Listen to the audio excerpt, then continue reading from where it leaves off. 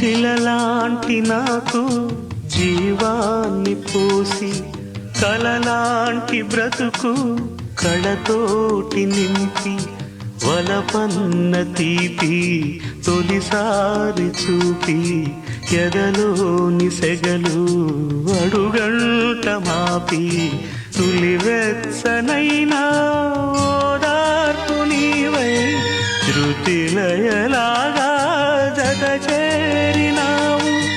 నువ్వులేని నన్ను హింసలేను, నా వేదనంతా నివేదించలేను. అమరం అఖిలం మన ప్రేమ